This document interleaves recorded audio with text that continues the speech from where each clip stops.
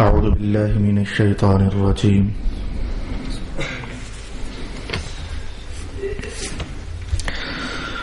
بسم الله الرحمن الرحيم. قال إنما أنا رسول ربك لأهب لك غلاما زكيا. قالت أنى يكون لي غلام ولم يمسسني بشر ولم أك بغيا. قال كذلك قال ربك هو علي هين ولنجعله آية للناس ورحمة منا وكان أمرا مقضيا. فحملته فانتبذت به مكانا قصيا. فأجاءها المخاض إلى جذع النخلة قالت يا ليتني مت قبل هذا وكنت نسيا منسيا. فناداها من تحتها ألا تحزني قد جعل ربك تحتك سريا. وهزي إليك بجذع النخلة تساقط عليك رطبا جنيا. فكلي واشربي وقري عينا فإما ترين من البشر أحدا فقولي إني نذرت للرحمن صوما فلن أكلم اليوم إنسيا. صدق الله مولانا العظيم. الصلاة والسلام عليك يا سيدي يا رسول الله. الصلاة والسلام عليك يا سيدي يا حبيب الله. الصلاة والسلام عليك يا سيدي يا شفيع المذنبين وعلى آلك وأصحابك يا سيدي يا رحمة للعالمين.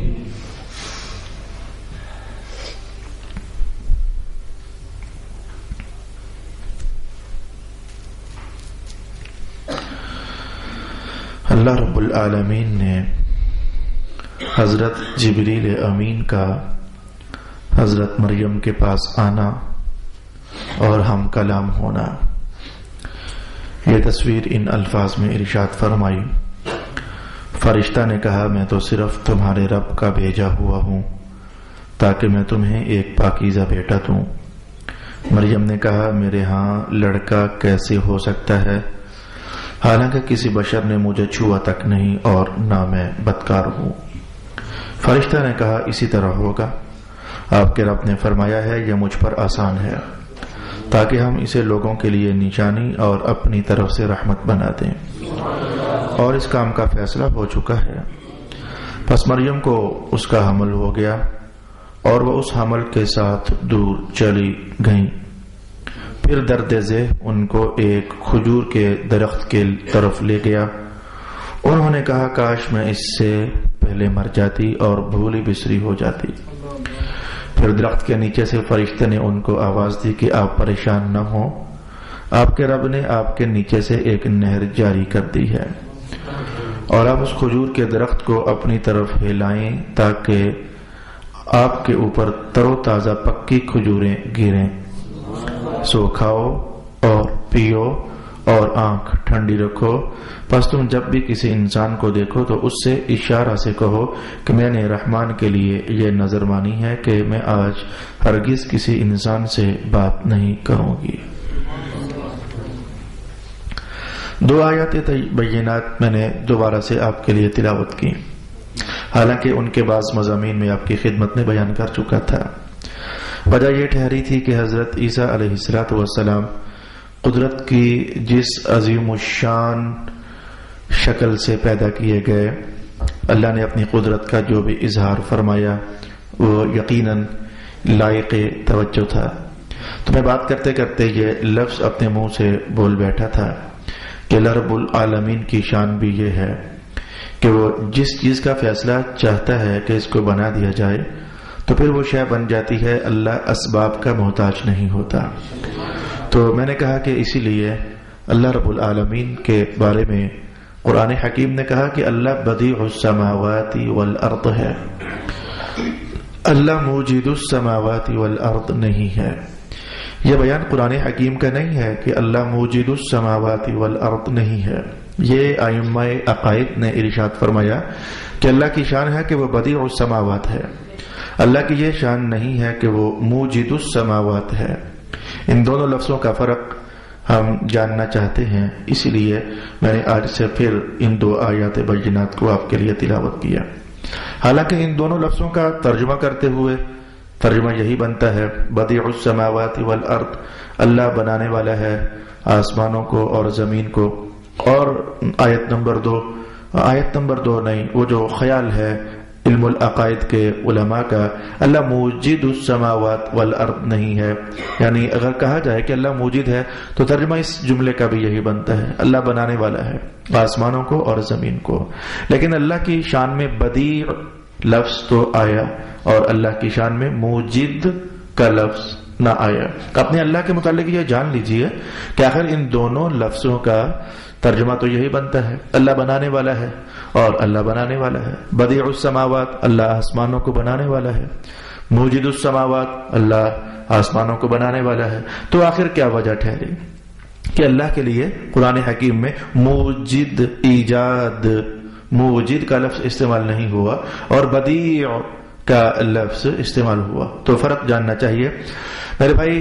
موجد انسان ہوتے ہیں، اور جس انسان کو ہم کہتے ہیں کہ یہ موجد ہے، تو موجد ہونے کا معنی کیا ہوتا ہے کہ میٹیریل کی مختلف حالتیں ہمارے سامنے ہوتی ہیں، تو ہم کوئی سا بھی میٹیریل لے کر تو اس کی شکل تبدیل کر دیتے ہیں، تو اس شکل تبدیل کرنے والے کے لیے موجد کا لفظ استعمال کر دیا جاتا ہے۔ میں اس کی مثال یوں کہنا چاہوں گا کہ آپ کوئی سی بھی ایجاد اپنے سامنے کر لیجئے، مثلا آپ نے دیکھا کہ انرجی سیور بن گئے، تو انرجی سیور کا جو موجد تھا کوئی سا بھی تھا، تو اس کے لیے ہم نے موجد کا لفظ بول دیا۔ ٹیلی ویژن کسی نے ایجاد کیا، ٹیلی فون کسی نے ایجاد کیا، موبائل کسی نے ایجاد کیا۔ تو جہاں جہاں بھی ہم یہ لفظ ایجاد بول رہے ہیں تو غور کرنا ان تمام سائنسدانوں نے کیا کیا تھا۔ پلاسٹک لیا تھا، لوہا لیا تھا، اور پھر تانبا لیا تھا، پھر براس لیا تھا، تو ان کو لے کر وہ چیزیں تھیں، ان کو لے کر ان کی شکل تبدیل کر دی، تو چھوٹے چھوٹے پرزے بنا دیے، تو میٹیریل لیا اور لے کر کے تو جس شکل میں میٹیریل تھا اس شکل کو چینج کر دیا، اسی کا نام ایجاد ہے۔ اگر آپ غور سے دیکھو گے تو علماء عقائد نے تو بڑے زمانوں سے یہ بات ارشاد فرما دی ہوئی ہے۔ مثلا یہ جو ٹوپی ہے ہم سر پر لیتے ہیں، تو آخر کوئی تو اس کا بھی موجد ہے، کسی نے تو آخر فرسٹ ٹائم اسے ایجاد کیا تھا، تو اس نے کیا کیا تھا، دھاگا لیا تھا، تو دھاگا وہ ایک گولے کی شکل میں ہوگا، تو دھاگے کو لے کر کے تو اس نے اس کو مخصوص انداز میں بن دیا، تو شکل بدل گئی، اسی کا نام ایجاد ہوتا ہے۔ تو جو موجد ہوتا ہے وہ کوئی شے بنانے میں میٹیریل کا محتاج ہوتا ہے، میٹیریل لیتا ہے تو اس کو آئیں بائیں دائیں الٹا سیدھا موٹا پتلا کر کے تو ایک نئی شکل دے دیتا ہے، تو اس کا نام ہوتا ہے ایجاد۔ تو اللہ موجد نہیں ہے، اللہ بدیع ہے۔ بدیع کسے کہیں گے؟ میں اب اس کی تصویر آپ کے سامنے لانے لگا ہوں۔ ٹوپی کو بطور مثال میں نے آپ کے سامنے کر دیا، تو ٹوپی بنانے والے نے کیا کیا، دھاگا تھا تو ٹوپی بنائی، اگر دھاگا نہیں ہوگا تو وہ ٹوپی نہیں بنا سکتا۔ اللہ کی شان یہ ہے کہ وہ جب وہ ٹوپی بنانے کا ارادہ فرمائے تو اسے دھاگے کی محتاجی نہیں ہے، دھاگا نہ بھی ہو تو وہ پھر بھی ٹوپی بنا سکتا ہے، میٹیریل نہ بھی ہو تو پھر بھی وہ کوئی بھی شے بنا سکتا ہے۔ تو موجد میں اور بدیع میں یہی فرق ہوتا ہے۔ موجد کچھ بھی ایجاد کرنے کے لیے، کچھ بھی بنانے کے لیے میٹیریل کا، مادے کا محتاج ہوتا ہے، مادہ ہوگا تو بنائے گا وغیرہ نہیں بنا سکے گا۔ اور بدیع جو ہے وہ کچھ بھی بنانے کے لیے مادے کا، میٹیریل کا، مواد کا محتاج نہیں ہوتا، مواد نہ بھی ہو تو وہ تب بھی بنا ہی دیا کرتا ہے۔ اب آپ سمجھ گئے کہ اللہ کو موجد کہنا یہ تو سراسر نا انصافی والی بات ہے۔ موجد کہنے کا تو معنی ہی یہ ہے کہ اللہ محتاج ہے میٹیریل کا، حالانکہ اللہ میٹیریل کا محتاج نہیں ہے۔ اللہ بدیع السماوات والارض ہے، اس نے زمین بنائی تو زمین کا مادہ بھی خود ہی اس نے بنایا۔ اس نے آسمان بنائے تو آسمان جس میٹیریل سے بھی آخر بنے ہیں وہ بھی اس نے خود ہی بنائے. اللہ نے انسان کو مٹی سے بنایا تو مٹی بھی اس نے خود ہی بنائی, اور مٹی جس شے سے بنی وہ شے بھی اس نے خود ہی بنائی.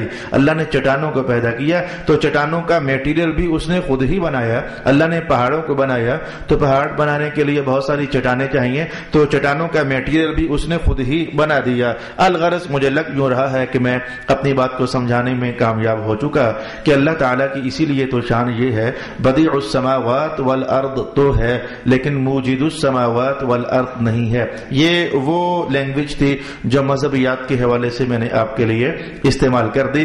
اب اسے اگر ہم الفاظ بدل کر کے تو بولنا چاہیں تو ایک نئی تعبیر بھی ہم اس عنوان کے لیے قائم کر سکتے ہیں. بھائی نئی تعبیر سے میری مراد کیا ہے؟ یہ دیکھیے, میں پانی پینا چاہتا ہوں تو پانی پینے کے لیے میں اسباب کا محتاج ہوں. یہ ایک نئی تعبیر پر میں اسی عنوان کو آپ کے لیے کلیئر کرنا چاہتا ہوں. میں پانی پینا چاہتا ہوں تو میں پانی پینے کے لیے اسباب کا محتاج ہوں. اسباب یعنی سبب, یہ تو بڑا معروف لفظ ہے. یعنی میرے پاس گلاس ہونا چاہیے, میرے پاس ٹونٹی ہونی چاہیے, یا میرے پاس کولر ہونا چاہیے.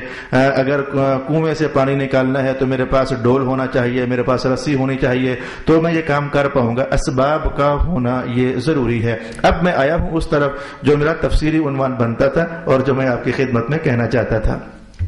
اگر میں آگ جلانا چاہوں تو آگ جلانے کے لیے مجھے اسباب کی ضرورت ہوتی ہے.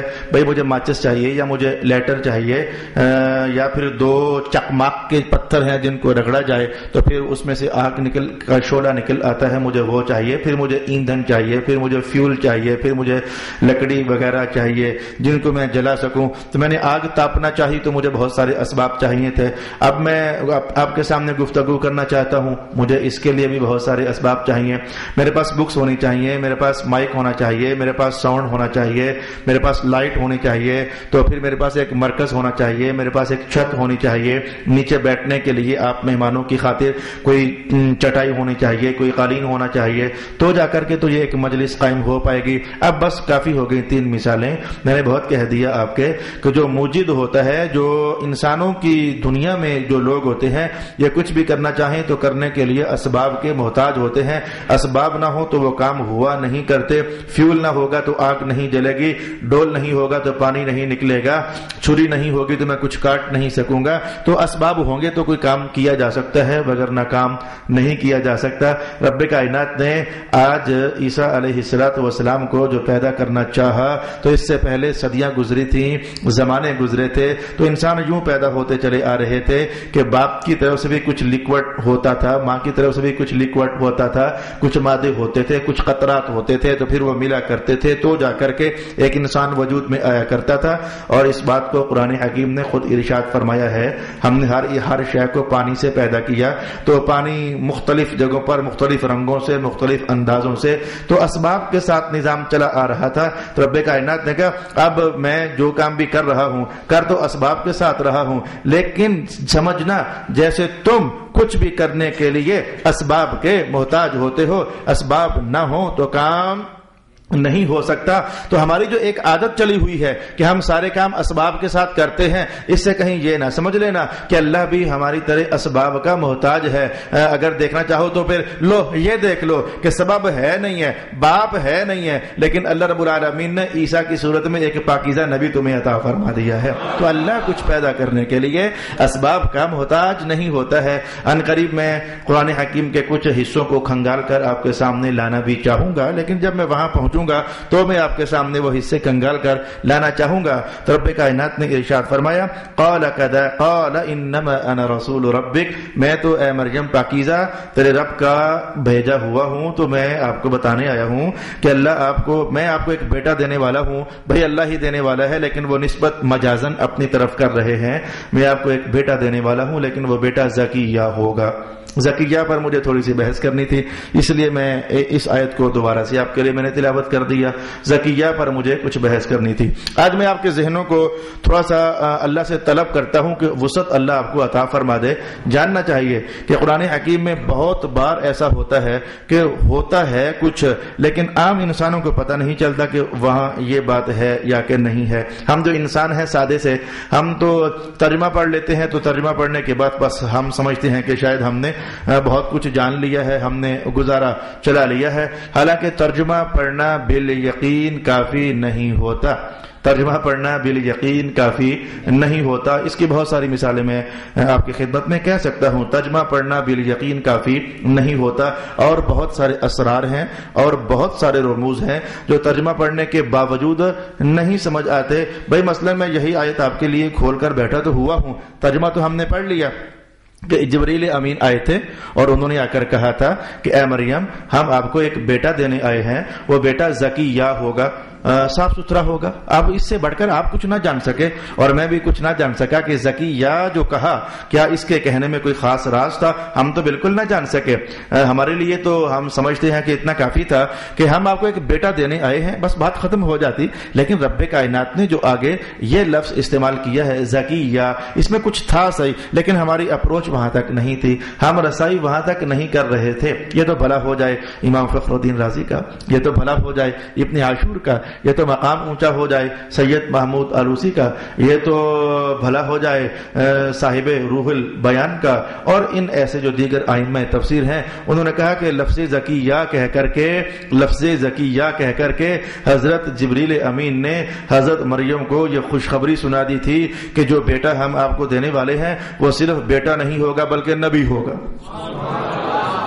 لفظ زکیہ کہہ کر کے تو وہ یہ بتا گئے کہ وہ صرف بیٹا نہیں ہوگا بلکہ وہ نبی ہوگا۔ اب یہاں نبی لکھا ہوا تو نہیں ہے، لیکن جاننا چاہیے کہ یہ کیسے رازی کو سمجھ آ گیا، یا آلوسی کو کیسے یہ سمجھ آ گیا، ابن عاشور کو یہ کیسے سمجھ آ گیا۔ انہوں نے کہا زکیہ تو زکیہ یہ زکات ان سے بنا ہے، اور زکات ان کا معنی ہوتا ہے ہر گند مند سے صاف کر دینا، ہر آلائش سے صاف کر دینا، ہر برائی سے صاف کر دینا، ہر گناہ سے صاف کر دینا۔ تو جو ہر گناہ، یہ جو زکات آپ کہتے ہو زکات، آپ کو جاننا چاہیے کہ زکات کے بارے میں رسول پاک علیہ السلام نے خود یہ جملے ارشاد فرمائے ہیں۔ میں جلدی سے وہ حدیث کا متن آپ کے لیے لانے لگا ہوں۔ جب امام حسن نے وہ صدقہ کی کھجور اپنے منہ میں ڈال لی تھی، 50 بار یہ حدیث میں نے مختلف عنوانات کے حوالے سے آپ کے لیے سنائی ہے، تو رسول پاک علیہ السلام نے کیا فرمایا تھا؟ بیٹا حسن، یہ جو صدقے ہوتے ہیں یہ لوگوں کی دولت کا میل ہوتا ہے، تو یہ میل جو ہے اللہ نے آل محمد کے لیے حرام فرما دیا ہے۔ یہ جو صدقہ کا کانسیپٹ ہے، زکات کا جو کانسیپٹ ہے، جاننا چاہیے کہ بندہ کمائی کرتے وقت اچھا برا ہر طرح کا کماتا رہتا ہے۔ کچھ تو جان بوجھ کر کماتے ہیں، وہ تو پکے مجرم ہیں، اور کچھ نہیں چاہتے لیکن غلطی ان سے ہو جاتی ہے، بھول چوک ان سے ہو جاتی ہے، تو مال میں کبھی جھوٹ بول گیا، کبھی ایسا ہو گیا، دولت کماتے وقت کبھی تھوڑی سی چیٹنگ ہو گئی، کبھی غلط بیانی ہو گئی، وہ نہیں چاہ رہے ہوتے لیکن پھر بھی ان سے کچھ ایسا ویسا ہو جاتا ہے۔ تو اب مذہب نے کہا کہ جو تم نے دولت کمائی ہے اس میں کچھ میل ہے، گناہوں کا میل، غلط بیانی کا میل، فراڈ کا میل، چیٹنگ کا میل، تو ایسا کرو کہ تم کچھ مال نکال دو، تو اس مال کا نام ہوگا زکات۔ مولا کائنات اس مال کا نام زکات کیوں ہوگا؟ میں زکات کا معنی ہوتا ہے صاف ستھرا کر دینا۔ جب زکات دے دو گے، کچھ مال نکال دو گے نا، جو پیچھے رہ گیا ہے اللہ اسے صاف ستھرا فرما دے گا، اور جو گند مند تھا وہ نکال کر تم نے آگے چلا دیا ہوا ہے۔ اب یہ زکات کا کانسیپٹ، یہ صفائی ستھرائی، گناہوں کی آلودگی سے مال کو دھو دینا، صاف ستھرا کر دینا، یہ وہ بیان ہے جو ہر عالم جانتا ہے، ہر وہ شخص جو حدیث کی دنیا میں کتاب الزکات پڑھاتا ہے، جو عینی کا مطالعہ کرتا ہے۔ ملا علی قاری کو جس نے اپنی نظر سے گزارا ہے، جس نے قسطلانی کے افادات پڑھے ہیں،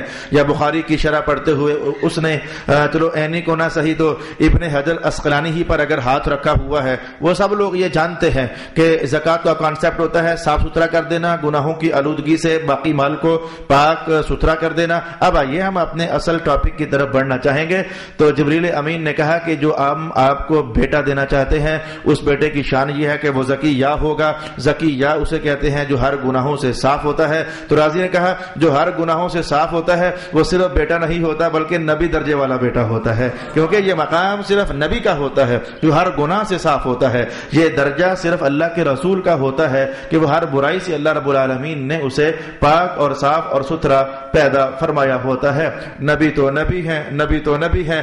رسول پاک علیہ الصلوۃ والسلام ارشاد فرمایا کرتے تھے کہ میں محمد جن جن پشتوں سے گزر کر آیا ہوں یہ جو نظام فطرت ہے کہ ہماری اولادیں جو ہم سے پیدا ہونی ہیں ابھی تک ہماری پشتوں میں چھپی ہوئی ہیں، پھر جو آج ہمارے ہاں بیٹا یا بیٹی پیدا ہوئی ہے تو ان کی نسل ان کی پشتوں میں چھپی ہوئی ہے، تو یہ نظام چلا آ رہا ہے۔ تو رسول پاک علیہ السلام تو نبی تو میں کہہ رہا ہوں نبی ہیں، رسول پاک علیہ السلام ارشاد فرمایا کرتے تھے کہ میں جن پیٹھوں سے گزر کر آیا ہوں نا، اللہ رب العالمین نے ان پیٹھوں کو بھی صاف ستھرا بنایا ہوا تھا۔ بلکہ مجھے علامہ عزفی کے وہ اشعار جو آج کل اتفاق ایسا ہو گیا، میں میلاد کے جلسوں کے اندر مواہب اللدنیا علامہ قسطلانی کی اور اس پر علامہ زرقانی کی جو تشریحات ہیں وہ لوگوں کو سنا رہا تھا، تو علامہ عزفی کہتے ہیں کہ جب حضرت حلیمہ سعدیہ کو رسول پاک علیہ السلام کی خدمت گزاری کے لیے منتخب کیا گیا تو یہ انسانی فیصلہ نہیں تھا بلکہ یہ ربانی فیصلہ تھا۔ اللہ نے یہ فیصلہ فرمایا تھا کہ رسول پاک علیہ السلام کو دودھ پلانے کے لیے حلیمہ کا انتخاب ہو چکا ہے۔ اس پر عزفی کہتے ہیں کہ آخر کیا وجہ تھی؟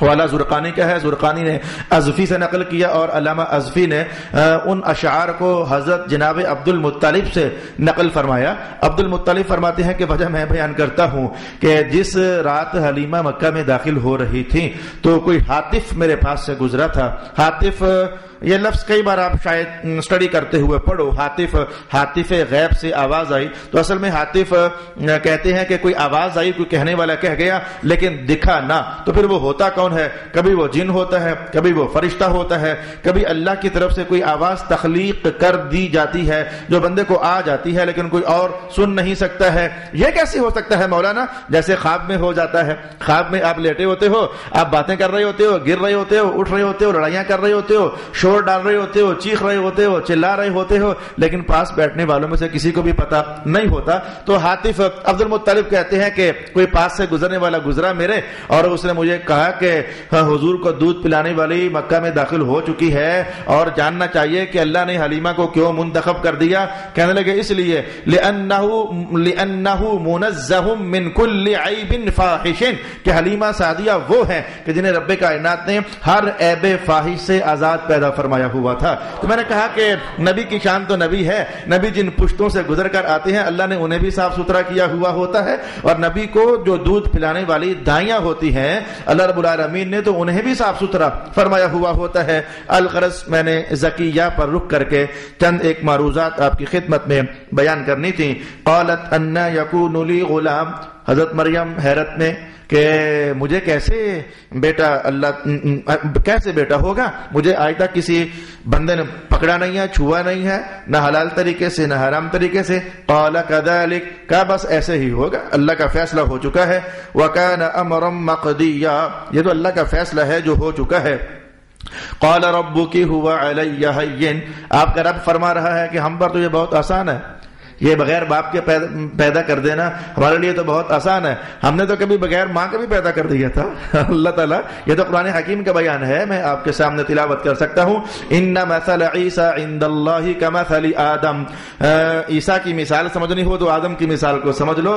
عیسیٰ کی تخلیق اتنی پیچیدہ نہیں ہے انسانی نظر سے، اللہ کی نظر سے تو کچھ بھی پیچیدہ نہیں ہے، لیکن انسانی نظر سے عیسیٰ کی تخلیق اتنی پیچیدہ نہیں ہے جتنی پیچیدہ آدم علیہ السلام کی تخلیق تھی، اس لیے کہ یہاں دو میں سے کوئی ایک فریق تو تھا نا، چلو باپ نہیں تھا لیکن ماں تو تھی نا، لیکن آدم علیہ السلام کا جب اللہ نے تخلیق اور جنم فرمایا تھا تو وہاں تو باپ بھی نہیں تھا اور ماں بھی نہیں تھی، اس لیے تو اب آپ کو سمجھ آئی کہ اللہ کو کہتے ہیں بدیع السماوات والارض، جب وہ کچھ بنانا چاہتا ہے تو اسباب نہ بھی ہو تو وہ پھر بھی بنا ہی دیا کرتا ہے۔ اب رب کائنات نے خود ہی حکمت بیان فرما دی کہ ہم نے عیسیٰ علیہ السلام کو جو یوں تخلیق فرمایا ہے تو اس سے فطرت کی حکمتیں کیا ہو سکتی ہیں۔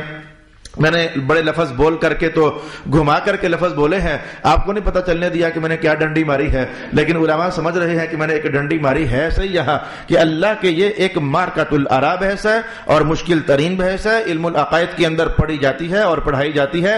بطور آپ کی سماعتوں سے لہر گزر جائے اتنا ہی کہنے کے لیے بولنے لگا ہوں تاکہ آپ کو پتہ ہو کہ مذہب میں یہ بھی کوئی بحث ہے کہ اللہ کے افعال کیا معلل بالاغراض ہوتے ہیں یا کہ اللہ کے افعال معلل بالاغراض نہیں ہوتے. یہ بحث یقیناً یہاں چھیڑنے والی ہی نہیں ہے اور پریشانی بڑھا دینے والی ترین بحث ہے. لیکن میں نے آپ سے یہ کہا کہ سن تو لو کہ یہ بھی ایک مذہب کے اندر بحث ہے کہ اللہ کوئی کام کرتا ہے تو کیا وہاں کوئی غرض ہوتی ہے یا کہ نہیں ہوتی. اب میں نے آپ کے درجے میں آ کر کے انہی الفاظ کا ترجمہ کر دیا. تو فیصلہ یہ ہے کہ اللہ جو بھی کرتا ہے اللہ کی کوئی غرض نہیں ہوتی. فیصلہ آخر یہ ہے, اختلاف ہے علماء کا کہ اللہ کے افعال معلل بالاغراض ہوتے ہیں یا کہ نہیں ہوتے. یعنی اللہ کوئی کام کرنا چاہے تو کیا غرضی ہو کر کرتا ہے کہ بے غرضی ہو کر کرتا ہے. فیصلہ یہ ہے کہ اللہ کے کام بے غرض ہوتے ہیں, لا غرض ہوتے ہیں. اللہ کے افعال معلل بالاغراض نہیں ہوتے. یہ ایک جملہ تھا جو میں نے پھر ابھی اسپیچ کرتے ہوئے یہ جملہ نہ بولا, میں نے انداز بدل کر کہا کہ فطرت کی اپنی حکمتیں ہوتی ہیں. اب یہ ایسا کوئی ٹھنڈا سا اور میٹھا سا, کوئی دبا سا, کوئی خوشبودار سا ایک عنوان ہے کہ جو ہلچل ذہنوں میں پیدا نہیں ہونے دیتا. تو فطرت کی جو حکمتیں ہو سکتی تھیں مولا کائنات نے ان میں سے 2 سے نقاب ہٹایا, صرف 2 سے نقاب ہٹایا.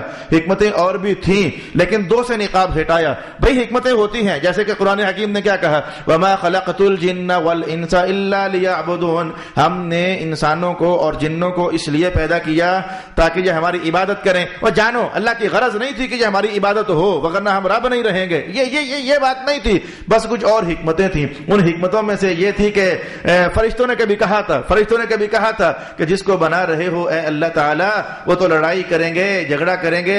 رب کائنات نے کہا ہم نے تو انہیں اس لیے بنایا ہے تاکہ ہماری عبادت ہو جائے. تم کچھ اور کہہ رہے ہو, ہمارے سامنے کوئی اور حکمتیں ہیں. اب یہ بحث میں ہلکی آپ کو ٹچ کر رہا ہوں, آپ کے دلوں میں, آپ کے ذہنوں میں کچھ ہلچل, کچھ کھینا سا یہ میں کر رہا ہوں, لیکن کمپلیٹلی یہاں چھیڑ نہیں سکتا. تو مولا کائنات نے ان 2 حکمتوں سے نقاب کشائی فرمائی اور ارشاد ہوا وَلِنَجْعَلَهُ آیَةً لِلنَّاسِ.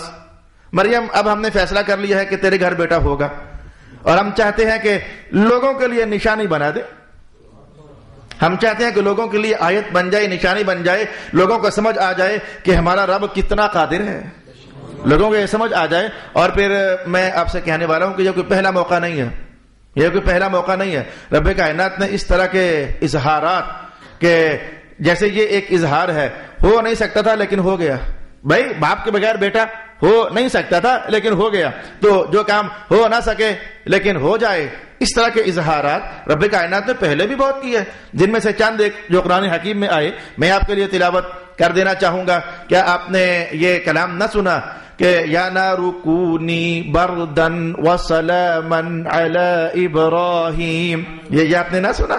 یہ آگ کا کام جلانا ہوتا ہے, کوئی آگ میں جائے اور نہ جلے یہ ہو نہیں سکتا. جو آگ میں جائے اور نہ جلے یہ ہو نہیں سکتا. رب کائنات نے کہا جو ہو نہیں سکتا ہم تو کر سکتے ہیں.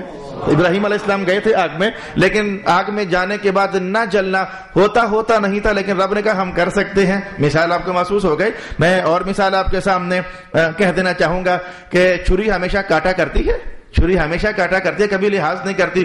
کھنڈی بھی ہو تو کچھ نہ کچھ زخم لگا ہی دیا کرتی ہے. تو چھری چلے, چھری رگڑ مارے اور کچھ کٹے نہ ہوا نہیں کرتا. رب کائنات نے ہم تو کر سکتے ہیں. وہ اسماعیل پیغمبر ایک نبی مثال بنا کر مولا کائنات نے ہمارے سامنے کر دیا. میں اور سورۃ نور کے الفاظ آپ کے سامنے پڑھنے لگا ہوں. یہ پانیوں سے کبھی آگ نکلی نہیں, آگ سے کبھی پانی نکلا نہیں. یہ اللہ کی شان ہے کہ پانیوں سے کبھی آگ نہیں نکلی اور آگ سے کبھی پانی نہیں برسا. یہ دونوں اکٹھے رہ نہیں سکتے, لیکن مولا کائنات نے کہا ہو نہیں سکتا لیکن ہم کر سکتے ہیں. یعنی تم سے نہیں ہو سکتا لیکن ہم تو کر سکتے ہیں. ایک مثال 12ویں سپارے کی ہے. ارشاد گرامی ہوا وفارت تنور, تھا آگ جلانے والا تنور لیکن اس میں سے پانی نکل رہا ہے. جب طوفان نو آیا تھا تو قرآن حکیم کے الفاظ ہیں, میں نے آپ کے لیے پڑھ دیے. یہ تو وہ کلمات بینات ہیں کہ جن میں کوئی اختلاف بھی نہیں کر سکتا. اختلاف کر کے اس نے اپنے ایمان سے کیا ہاتھ دھونا ہے. تو کہا دیکھو آگ سے پانی نہیں نکلا کرتے لیکن ہم نے نکال دیا, اور پانیوں سے آگ نہیں نکلا کرتی لیکن ہم نے نکال دی.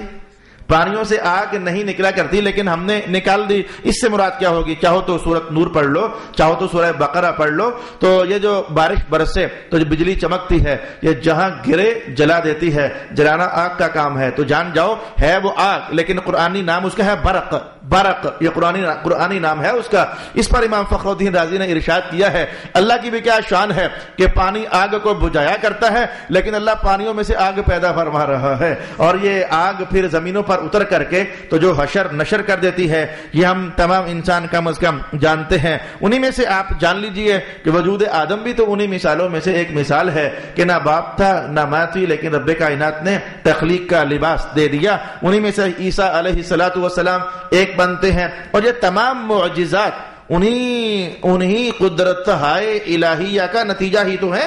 تمام معجزات قدرت ہائے الہیہ کا نتیجہ ہی تو ہے. معجزے کے اندر ایک نبی کے وجود سے وہی کچھ صادر ہونا ہوتا ہے جو عام طور پر ہو نہیں سکتا، اسی لیے تو اس کا نام معجزہ ہوتا ہے، عاجز کرنے والا.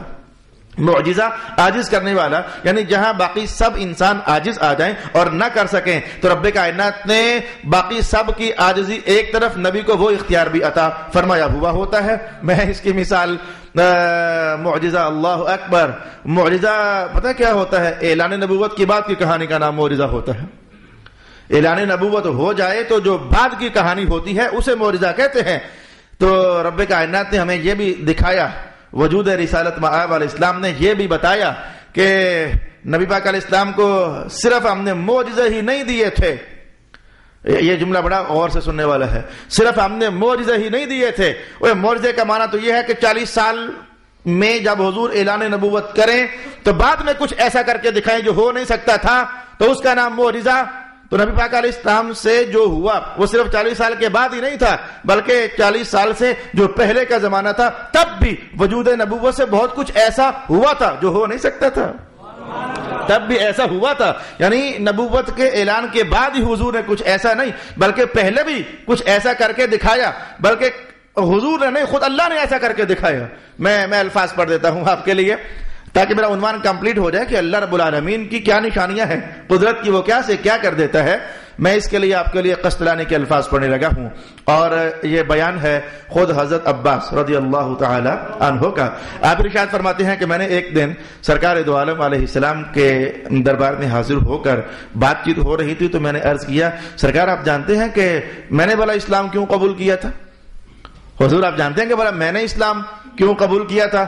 میں نے روایت کے الفاظ میں یہ نہیں پڑھا کہ نہیں میں تو نہیں جانتا، میں نے یہ نہیں پڑھا، میں نے بس یہ پڑھا کہ اچھا بتاؤ کیوں اسلام قبول کیا تھا. اور جملوں کا فرق ہے، اچھا بتاؤ کہ کیوں اسلام قبول کیا تھا. یہ جاننے اور نہ جاننے کی کہانیاں بھی عجیب و غریب ہے. میں حیرت میں ڈوب جاتا ہوں. یہ اسلام آباد سے فون آیا مجھے کوئی 6 دن پہلے، تو کوئی مولانا صاحب کہنے لگے جی پریشانی ہوگی. وہاں کیا ہوا؟ کہا جی وہ ایک مولوی صاحب نے کہا ہے کہ رب کائنات خود کہہ رہا ہے لا تعلمہم نحن نعلمہم، اے نبی محمد تو نہیں جانتا ہم جانتے ہیں. جب اللہ کہتا ہے کہ نبی نہیں جانتا تو تم سنیو. اللہ اکبر، کن چکروں میں ہو کہ نبی یہ جانتا ہے تو وہ جانتا ہے. حیرت میں ڈوب گیا. اے میرے اللہ تعالیٰ کیوں آخر ان غریبوں کی زبان سے یہی الفاظ نکلتے ہیں اور وہ الفاظ کبھی بھی ان غریبوں کی زبان سے نہیں نکلے ہیں کہ جن میں کچھ ایسا بیان ہے کہ ہاں جی نبی بھی جانتا ہے اللہ کی عطا سے. یہ الفاظ کیوں کبھی ان کی زبان سے نہیں نکلے؟ حیرت میں ڈوب گیا. میں نے کہا میرے بھائی اپنی اپنی قسمت کی بات ہے، کوئی ہمیشہ زندگی میں منفی پہلو ہی تلاش کیا کرتا ہے، حالانکہ ہوتے نہیں ہیں. اور کسی کو اللہ نے روشنی کا مسافر بنا دیا ہوا ہے، وہ ہمیشہ جمالیاتی انداز میں دیکھتا ہے، اور خاص کر کے اپنے نبی کو، خاص کر کے اپنے رسول کو وہ جمالیاتی انداز میں. تو میں نے اس لیے کہا کہ جب میں یہ آپ سے کہہ رہا ہوں نا کہ حضرت عباس نے کہا حضور جانتے ہیں کہ میں نے اسلام کیوں قبول کیا؟ تو رسول اللہ علیہ السلام نے کہا اچھا بتا. یہ نہ کہا کہ میں نہیں جانتا، کہا اچھا بتا. جہاں تک جاننے اور نہ جاننے کی بات ہے تو رسول اللہ علیہ السلام کا حال تو یہ تھا کہ آج بدر کا معرکہ بپا ہونا ہے. تو جب مکہ والے تیاری کر رہے تھے تو علی جناب وہ حضرت عباس سے بار بار کہتے چلیں جی آپ ہمارے ساتھ چلیں. حالانکہ آپ مسلمان ہو چکے تھے لیکن آپ نے اپنے اسلام کا اظہار نہیں کیا تھا. مسلمان آپ ہو چکے تھے لیکن بہت ساری حکمتیں ہوتی ہیں، کچھ ماحولیاتی ہوتی ہیں، کچھ خارجی ہوتی ہیں، کچھ داخلی ہوتی ہیں، حکمتیں ہوتی ہیں. تو آپ نے اپنے اسلام کا اظہار نہیں کیا تھا، مسلمان اندر سے ہو چکے تھے. اب جب مکے والوں نے کہا کہ آؤ نکلو ہمارے ساتھ مسلمانوں سے لڑنا ہے، اب آپ نکلتے تو کیسے نکلتے بھائی؟ اندر سے آپ بھی مسلمان ہیں. کہنے لگے میں نہیں جاتا تم جاؤ. کہا نہیں جی آپ کو جانا پڑے گا، آپ ہمارے سردار ہو. او یار کوئی سردار نہیں، میں نہیں جاتا، جاؤ نا تم. کہا نہیں جی ہم آپ کو لے کر جائیں گے، ہم آپ سے رائے لے کر چلتے ہیں. تو آج کیسے ہو سکتا ہے کہ آپ ہمارے ساتھ نہ جاؤ؟ جب مکہ میں یہ بحث مباحثہ چل رہا تھا، عباس کہتے میں نہیں جاتا. بھئی جائیں تو کیسے جائیں، مسلمان ہو گئے ہیں اندر سے. اور وہ کہتے نہیں جی آپ کو جانا پڑے گا. تو حوالہ اس کا قسطلانی کا ہے، جا کر پڑھ لیں۔ بخاری شریف پڑھنے والوں کو تو قسطلانی کو زیادہ پڑھنا چاہیے، کیونکہ قسطلانی بخاری کا شارح ہے، اور اسقلانی بخاری کا شارح ہے، عینی بخاری کا شارح ہے، کرمانی بخاری کا شارح ہے۔ صرف بخاری کے الفاظ پر ہی تو نہ رہا کرو نا، بخاری لکھنے والوں نے جیسے بخاری کو سمجھایا ویسے بھی تو کبھی سمجھنے کا اہتمام کر لیا کرو۔ تو ادھر مکہ میں تو یہ کہانیاں چل رہی تھی، آپ آئے نا جی، وہ کہتے میں نہیں آتا، چلے نا جی میں نہیں جاتا۔ ادھر حضور رحمت عالم نے ہولے سے اپنے صحابہ سے کہہ دیا، اچھا بھی دھیان رکھنا، اگر کسی کی تلوار کے نیچے عباس آ جائے نا تو انہیں قتل مت کرنا، وہ آ نہیں رہے، انہیں زبردستی لایا جا رہا ہے، وہ آ نہیں رہے ہیں، انہیں تو زبردستی لایا جا رہا ہے۔ تو خیر میں نے کہا کہ انہوں نے کہا حضور آپ جانتے ہیں کہ میں نے اسلام کیوں قبول کیا؟ حضور نے میں اچھا بتا دے کیوں اسلام قبول کیا؟ کہنے لگے لِأَنَّكَ تُنَاقِي الْقَمَرَ فِي الْمَهْدِ يَا رسول اللہ۔ حضور میں نے آپ کو دیکھا کہ آپ، مجھے اپنا عنوان بھولا تو نہیں ہے، میں آپ کو یہ بتا رہا تھا کہ نبی کی شان صرف معجزہ ہی نہیں ہوتی، کچھ اور بھی ہوتی ہے۔ معجزہ تو اعلان نبوت کے بعد کی ایسی عجیب الشان معاملات کا نام ہوتا ہے، تو ایسی عجیب الشان کہانیاں اللہ نے ایک نبی کے وجود میں پہلے بھی سجائی ہوئی ہوتی ہیں۔ میں اس پر ایک مثال آپ کی خدمت میں لانا چاہ رہا تھا۔ تو کہنے لگے حضور میں نے آپ کو دیکھا کہ آپ جب پنگوڑے میں تھے تو میں تو آپ کا چچا تھا، بڑی عمر میں تھا، تو میں تو آپ کو دیکھ رہا تھا، تو آپ تھے پنگوڑے میں لیکن چاند سے مناغات کرتے تھے، مناغات۔ لِأَنَّكَ تُنَاغِي الْقَمَرَ فِي الْمَهْدِ يَا رسول اللہ، حضور آپ چاند سے مناغات کرتے تھے۔ جاننا چاہیے کہ مناغات کیا ہوتی ہے۔ یا ہم بچوں کو گھروں میں کھلونے لا کر دیتے ہیں، تو آپ جانتے ہیں کہ وہ بچہ اس کھلونے کو، مثلا گاڑی ہے، یہ بیٹیوں کی گڑیاں ہوتی ہیں، اور بیٹوں کے لیے پستول سب سے پہلے ہوتا ہے، اور یہ گاڑیاں، جہاز، ہیلی کاپٹر، ٹرینز، کچھ وغیرہ شیپس، یہ ان کے کچھ ایسے کھلونے۔ تو وہ گاڑی کو لے کر ریموٹ سے کبھی آگے کبھی پیچھے، چاہا تو دائیں کیا، چاہا تو بائیں کیا، چاہا تو الٹا دیا، چاہا تو ٹکر لگوا دی، چاہا تو ایکسیڈنٹ کروا دیا، چاہا تو سیل نکال لیے، چاہا تو ڈال لیے۔ یہ جو مکمل تصرف بچہ اس میں کرتا ہے، اپنی چاہت پر اسے جدھر چاہتا ہے چلاتا ہے، اس پروسیس کو عربی زبان میں کہتے ہیں مناغات۔ مناغات۔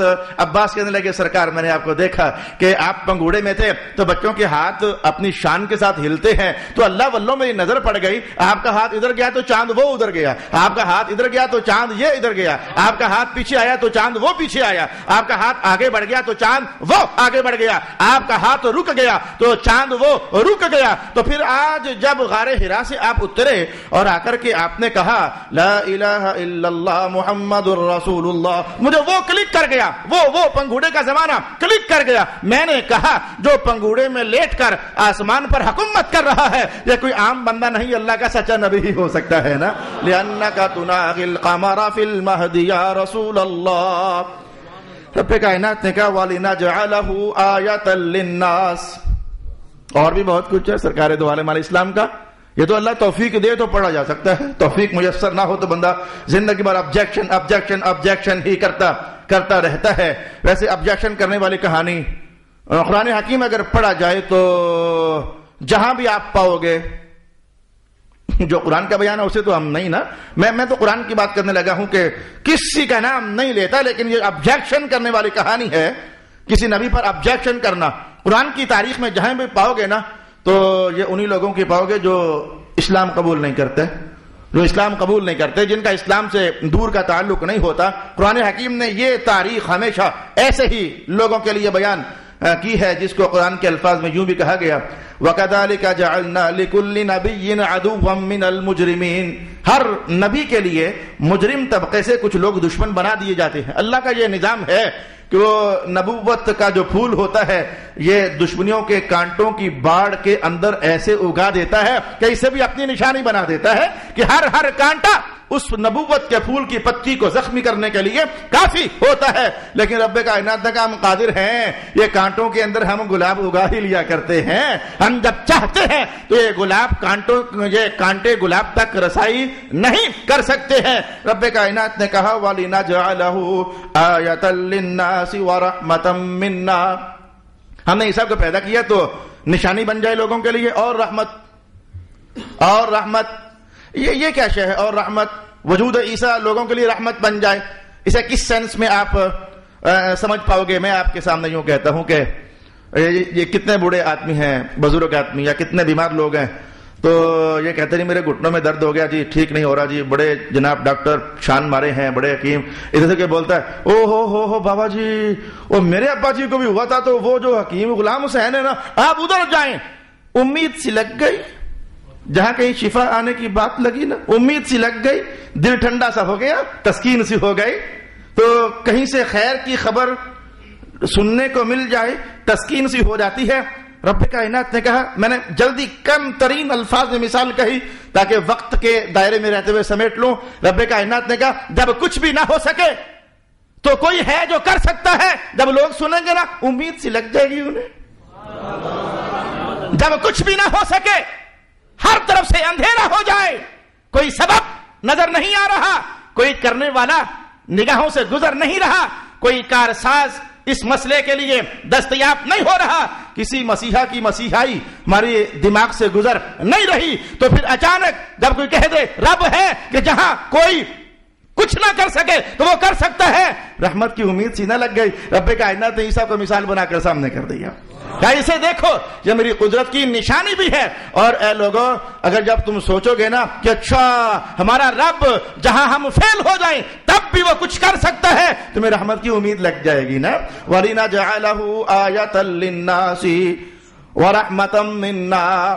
عیسیٰ کے وجود میں رحمت ہے تمہارے لیے. سوچو کون تھا جس نے وجود عیسیٰ تخلیق فرما دیا؟ کون تھا جس نے آدم کو بنا دیا؟ کون تھا جس نے ان آسمانوں کو کھڑا کر دیا بغیر پلروں کے اور بغیر ستونوں کے؟ کون تھا جس نے اس زمین کو پھیلا دیا؟ کون ہے جو آسمانوں سے بارش برسانے والا ہے؟ کون ہے جو پانیوں کو زمین کی تہوں میں چھپانے والا ہے اور پھر انسان کو سوچ بھی دینے والا ہے کہ زمین کی تہوں میں اترا ہوا پانی یوں باہر نکالا جا سکتا ہے؟ ارشاد گرامی ہوا آیۃ للناس ورحمۃ منا وکان امرا مقضیا. یہ تو فیصلہ ہو چکا ہے. کتنے فیصلے ایسے ہیں جو ہماری زندگیوں کے لیے ہو چکے ہیں کہ ہو نہیں سکتا کام، لیکن اللہ چاہے تو کرنا جانتا ہے. یہ جو کبھی کبھی آپ اس طرح کی بات کر دیتے ہو کہ جی میں نے بڑی دوائیاں کھائی تھی لیکن ٹھیک نہیں ہوا، لیکن ایک بابا نے مجھے سونف کہی تو میں نے کھائی تو جناب ٹھیک ہو گیا. نہیں، اصل میں سونف میں شفا نہیں تھی. اور رب کائنات نے قدرت کی نشانی بتائی تھی، جہاں بڑے بڑے حکیم اگر پیچھے رہ جائیں تو دیکھو اللہ چاہے تو سونف کے دانے سے تمہیں شفا عطا فرما دیتا ہے. وہ اصل میں اس کی قدرت کا اظہار ہوتا ہے. مجھے خود ایک ایسی خاتون کی بات یاد ہے. اس نے کہا شوگر والوں کو ڈاکٹر کہتے ہیں چینی مت کھاؤ، اور میں نے چینی کھائی تو ٹھیک ہو گئی. میں نے چینی کھائی ہے تو ٹھیک ہو گئی. میں حیرت میں نہ ڈوبا اس لیے کہ میں جانتا ہوں کہ میرا رب تو اس سے بھی بہت کچھ زیادہ کرنا جانتا ہے. میں جانتا ہوں وہ چاہے تو تمہیں سمجھا دے کہ وہ چینی جو شوگر بڑھایا کرتی ہے، لیکن اگر اللہ نشانی بنا دے تو اللہ اس سے شوگر کا علاج بھی نکال دیا کرتا ہے. وَكَانَ أَمْرًا مَقْضِيًّا وَكَانَ أَمْرًا مَقْضِيًّا. یہ فیصلہ ہو چکا ہے. اللہ رب العالمین نے یہ سارے فیصلے فرما دیے ہیں. فَحَمَلَتْهُ. بڑی کڑوی کہانی شروع ہو گئی. میٹھی بھی ہے، کڑوی بھی ہے. کڑوی لوگوں کی نظر سے لوگ کڑوی بنا دیتے ہیں. بڑی کڑوی سی کہانی شروع ہو گئی لیکن بیان نہیں کی جا سکتی. حضرت مریم کو جب حمل ہو گیا تو پھر کیا کیا ہو گیا؟ کچھ ایسا ہو گیا کہ ہمیں لگتا ہے کہ نہیں ہونا چاہیے تھا، لیکن رب کائنات کا فیصلہ تھا کہ ہونا چاہیے تھا. وہ کیا تھا پھر؟ ایک نبی کے خلاف کیا ہو گیا؟ لوگوں کے تیور بدل گئے، انداز بدل گئے، الفاظوں کا رخ ہی کسی اور طرف ہو گیا، لہجوں میں تلخی آ گئی اور بپھر گئے، سینوں میں جوش بھر گیا اور ذہنوں میں تناؤ آ گیا، آنکھیں بدل سی گئیں. یہ سارا کچھ کیا تھا؟ انشاءاللہ العزیز اگلی نشست میں ہم ضرور سیکھیں گے. اللہ تعالیٰ میرا اور آپ کا حامی و ناصر. وآخر دعوانا الحمدللہ رب العالمین.